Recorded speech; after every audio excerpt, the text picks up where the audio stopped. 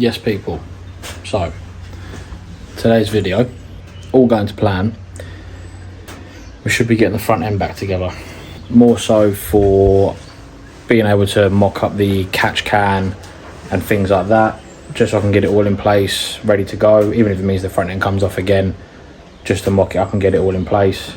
So far it's been more of a fix it kind of day than a upgrade and modify kind of day. So what I've done so far is basically the AC didn't work before and I got told I needed a new pump. So what I've done was get a second-hand pump. I've just finished replacing that. What else have I replaced? Oh yeah, I've also replaced this. So that is the breather hose that comes off of the PCV plate and goes down into underneath the manifold. Basically I was trying to put this one of the old, so this part of the old one, I was trying to put it on there and I pushed it on. It's obviously gone a bit brittle over time and it just snapped clean off. So I had to get one of them, which I just picked up from the breakers yard, which is just down the road from us, VW breakers. And yeah, so that's replaced now, that's all sorted. AC pumps replaced and sorted. Ended up doing some more heat wrapping. Cole done that about half hour ago, but he had to leave on an emergency job. He'll be back soon anyway.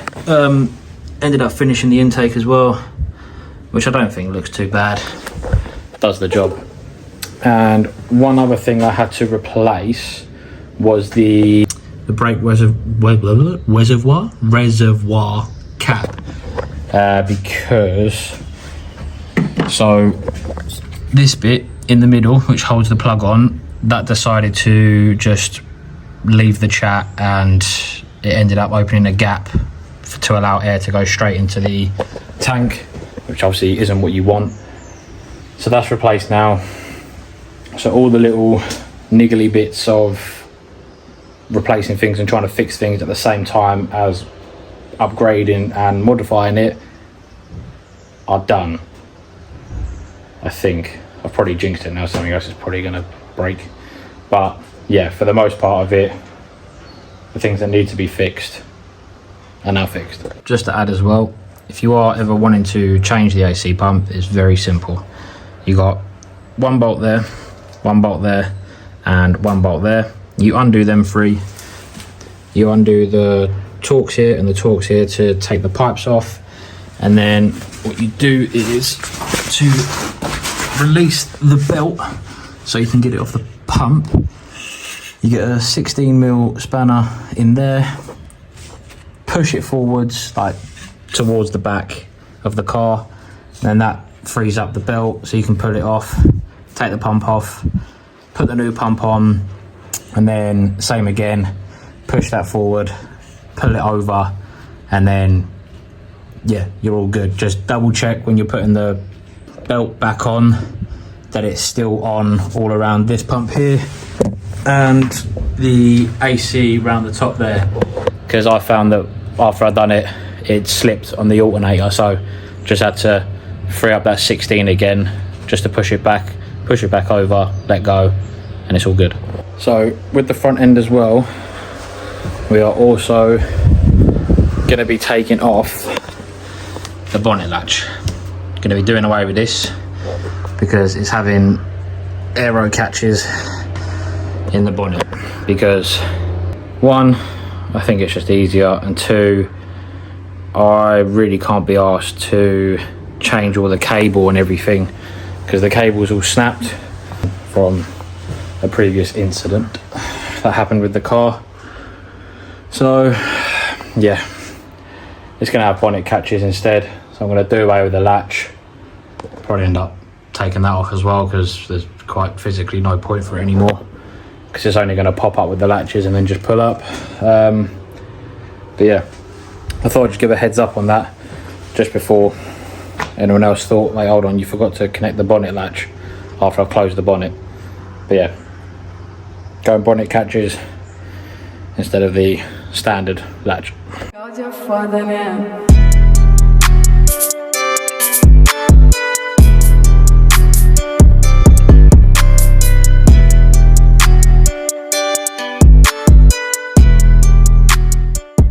the camera again. So, we have got the catch can all mocked up. We've got the we've got the riv nut in the, what do you call it, crash bar scuttle panel.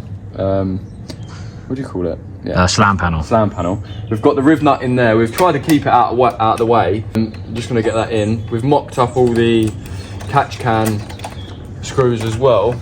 I've got a locking washer on this, just so obviously it doesn't move, and because it is, at the end of the day, it is catching oil, so there is going to be oil in there.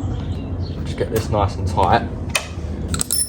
And then Charlie's just bought a universal catch can kit. It fits perfect. It's exactly the same as the one I've got on mine. We've just made up the 2 little bolt holes for the bracket, and then that's going to sit there, and then the catch can will sit on there, obviously with the, what do you call it, tub, and that will sit on there like that. So I'm sure you'll see in a minute that it'll all be back together.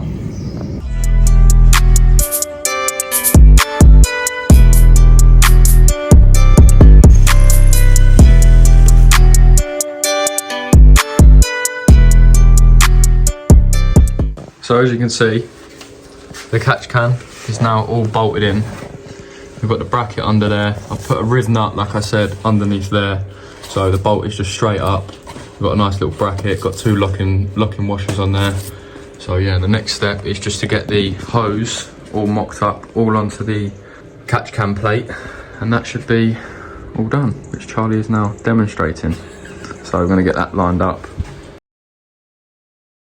With everything that Charlie's been taking off, he's just been putting new Jubilee clips everywhere. So you'll see, even on all the coolant, it's put all new Jubilees. On the intake, it's got all new Jubilees.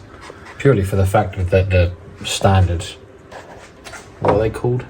Like the clamping clips, awful. And they are a pain in the ass. Yeah, the worst design ever. They literally are the worst. Jubilees just makes everything easier. If, say, I ever have a coolant hose go or anything like that, it's just a lot easier to replace, other than trying to get a pair of pliers in to grips it to pull it off. It's just a lot easier. So since that last clip that you saw, it's probably been about, I'd probably say about 2 weeks. Been quite a delay on getting bits done, because it's kind of getting down to that point now where it's things that can't be done until it goes off for mapping. But the engine bay is pretty much how it's going to be now. Obviously got all the catch can hooked up, things like that. The only thing I have to replace now, which is before mapping, is the high pressure fuel pump.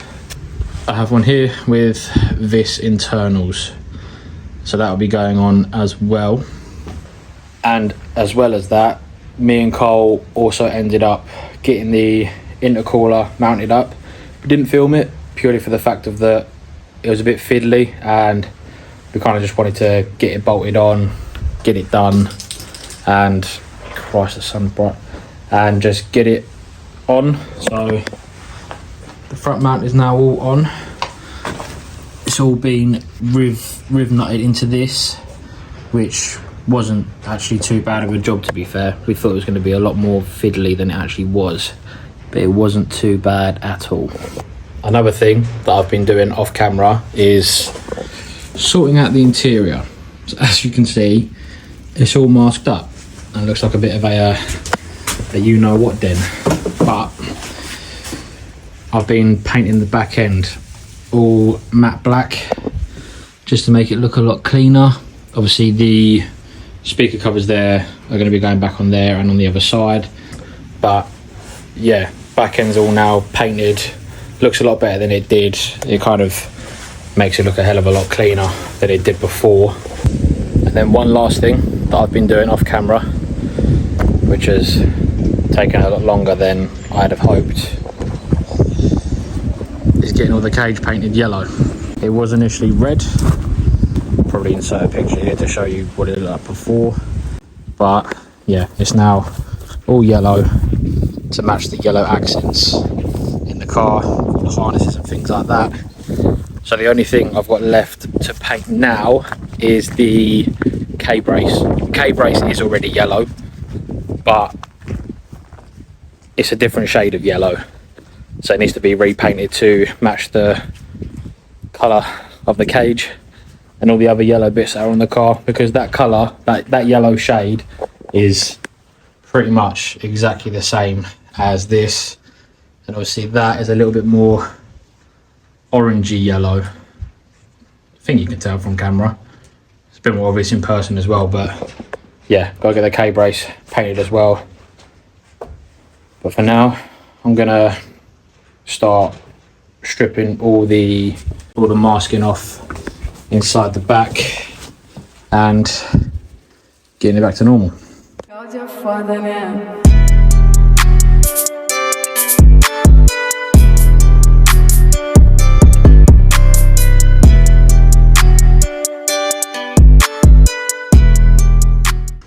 So that's the masking in the back end, fully taken off now.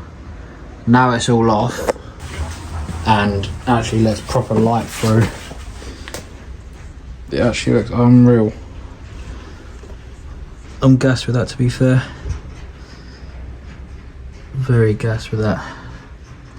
Fully just murdered out in the back, and then once the cage and the K-brace is back in, it should really make the yellow pop on it.